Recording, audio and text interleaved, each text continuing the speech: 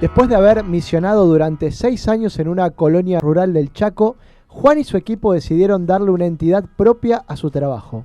Así fue como se fundó Monte Adentro, una organización que trabaja en el desarrollo integral de niños, jóvenes y adultos de distintos parajes de la provincia del Chaco.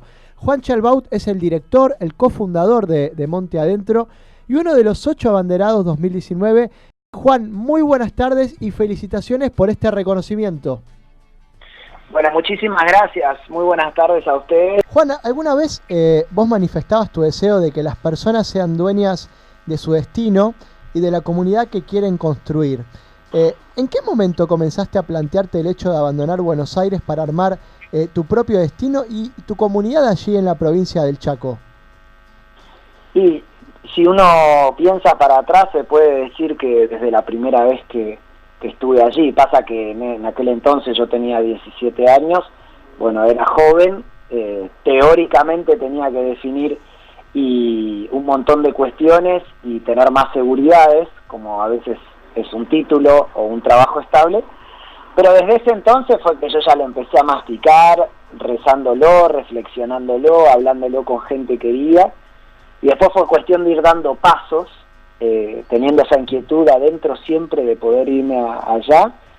Fue dar pasos. Dar pasos significa a veces volver más veces al lugar para conocer mejor, formarme como profesional, después hacer alguna experiencia de solidaridad permanente en la ciudad y después hacer una experiencia de irme realmente a vivir unos meses, hasta que finalmente creo que a todos nos llega un momento en la vida en que hay un grito interior muy fuerte que te dice es acá, date por completo, cuando ese grito ya era diario y no podía finalmente no escucharlo, decidí seguirlo para una inmensa alegría. Uno por ahí está a tantos kilómetros de distancia, ¿no? del Chaco y muchas veces no nos hacemos a la idea o no somos conscientes de las necesidades que por ahí tiene la provincia, el interior de nuestro país. ¿Cómo podrías definir por ahí un poco la realidad en la que vive mucha gente allí en la provincia del Chaco y principalmente por ahí en el Impenetrable? Bueno, a ver, fundamentalmente lo que a nosotros nos está haciendo falta hoy en día y hace muchos años son las oportunidades. Yo ahora voy a hablar de algunas necesidades concretas, pero fundamentalmente oportunidades, porque al no tenerlas permanentemente se depende de alguna ayuda externa y sobre todo de algún lugar donde sí haya habido oportunidades, de modo tal que hoy ya estén fortalecidos y con condiciones de vida para ayudar a otro lugar. Me refiero a las grandes ciudades sobre todo. Como no ha habido oportunidades y siguen escaseando las oportunidades allí, siempre empezamos todo muy de atrás, porque realmente hoy en nuestra provincia y sobre todo en el Impenetrable es difícil tener acceso a una educación amplia e integral. Por lo general todas las jornadas son un turno y después por cuestiones propias de la provincia, conflictos salariales y demás, no llegamos a los 180 días de clase. Por lo general todas las innovaciones educativas siempre llegan varios años después allá.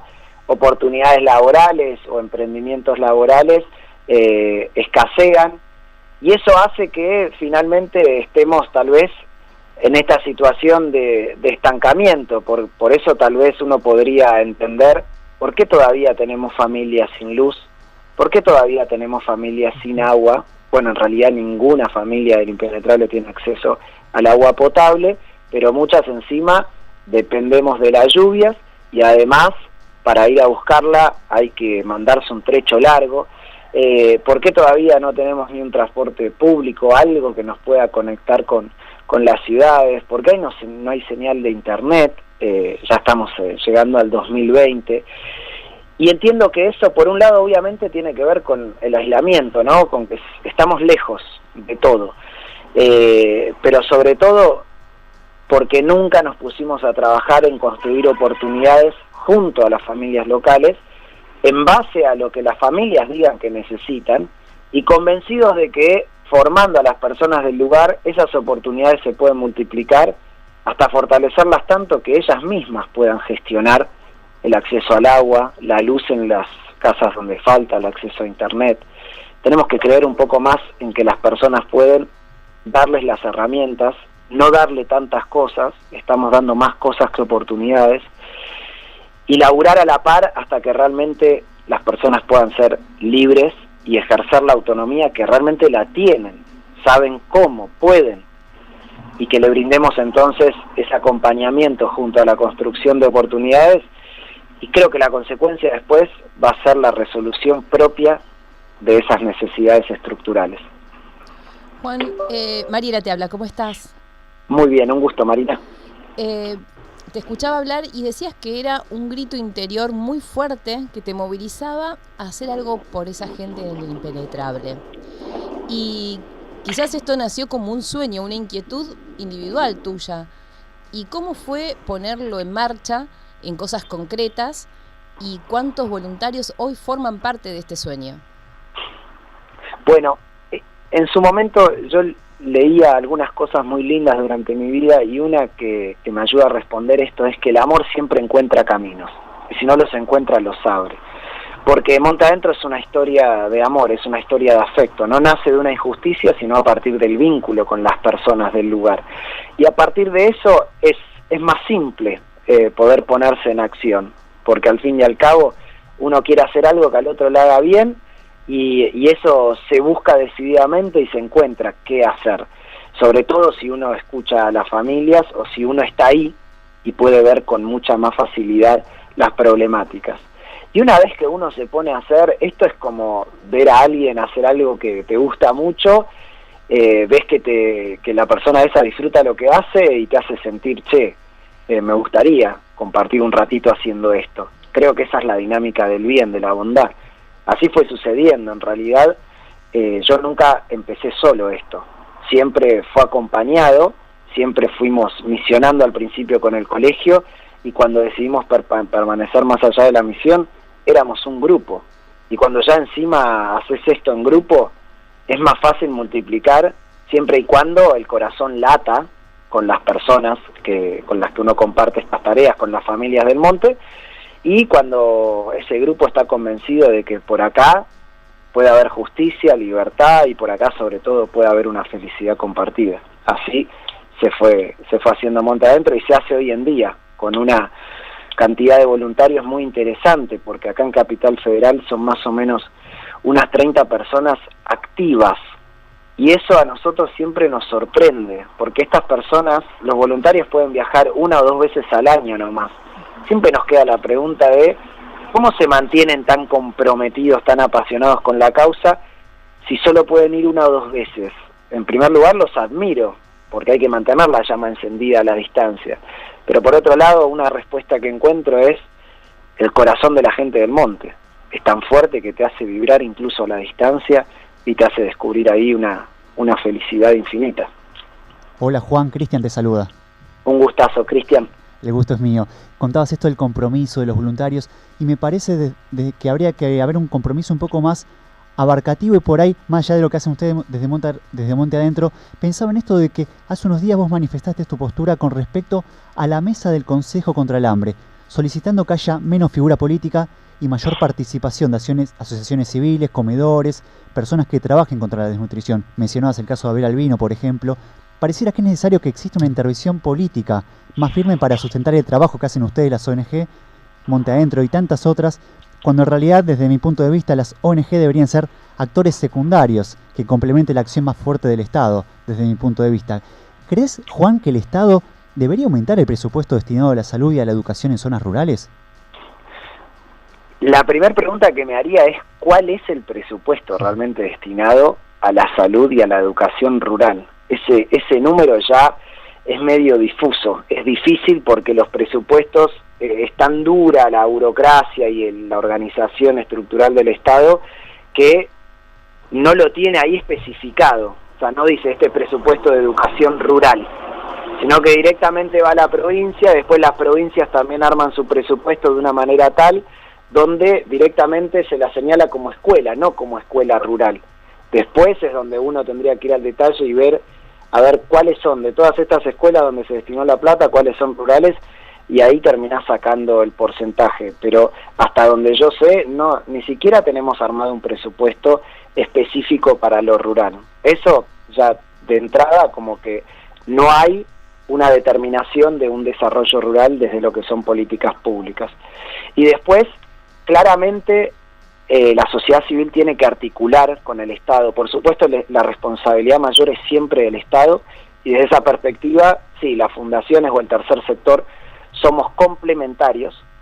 Lo que desde nuestra perspectiva sí tenemos que jugar un papel mucho más decisivo y que el Estado nos tiene que tener en cuenta para lograr alcanzar sus objetivos, porque uno discursivamente podría decir es el Estado el que lo tiene que lograr, pero hace más de 15 años que conviví tanto acá en la periferia de la capital federal, en el conurbano, en el monte santiagueño y ahora en el monte chaqueño, que mientras ese discurso persista y se le dé la prioridad, quienes terminan sufriendo son las familias y el Estado llega tarde. Y creo que ahí la sociedad civil puede y debe movilizar al Estado, pero participativamente, para que el Estado llegue a tiempo, e incluso me parece importante que el Estado no llegue solo, porque nosotros vemos en los parajes rurales que cuando es el Estado solo, el que pone una escuela, el que pone un puesto sanitario, pero la sociedad civil no participa en que eso mejore, en que eso se sostenga, en que eso se cuide, las cosas caen, se deterioran, las escuelas, los puestos de salud. Entonces nos parece importante que el Estado tenga en cuenta las organizaciones de la sociedad civil para el armado de políticas públicas, para sostenerlas, incluso para potenciarlas. Me gusta pensar lo siguiente: el Estado es una organización de la sociedad civil, la más grande. El concepto de Estado surgió por el movimiento de la sociedad civil que necesitó organizarse.